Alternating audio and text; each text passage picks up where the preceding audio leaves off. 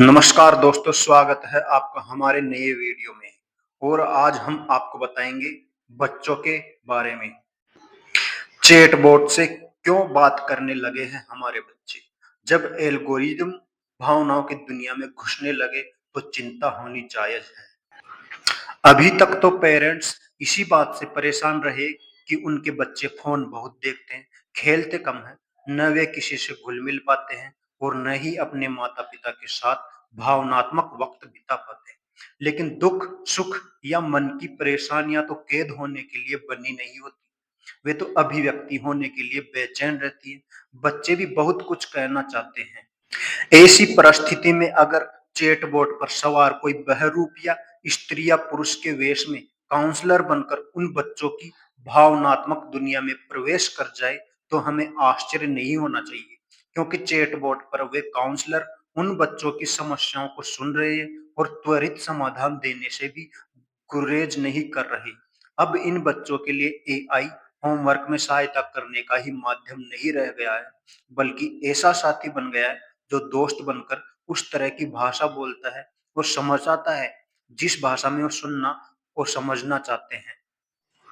आज वह चैटबॉट बच्चों के मन में उठते किसी भी तरह के भावनात्मक या मेंटल हेल्थ से संबंधित विषयों पर सलाह दे रहा है। वह बच्चों को सुनता है, उनके प्रश्नों के उत्तर देता है और उनकी समस्याएं सुलझा भी रहा है। वह उन्हें आजादी देता है कुछ भी पूछने की, अभिव्यक्त करने की। वह उन्हें घूरता नहीं, ऊंची आवाज में नहीं बोलता। तो वह बच्चा इस अनुभव को ज्यादा इंसानी समझने लगता है। जब एल्गोरिदम इमोशन की दुनिया में प्रवेश करने लगे तो चिंता होनी चाहिए।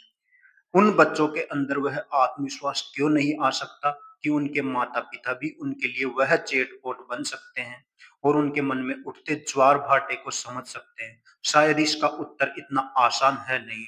अगर कोई बच्चा अपनी कक्षा में बुली से परेशान है, या परीक्षा के रिजल्ट से, या कोई युवा कॉलेज में रैगिंग या टीचर के धमकाने से, या कोई नए पनपते रिश्ते से, तो फिर माता पिता की प्रतिक्रिया बहुत तरह की हो सकती है।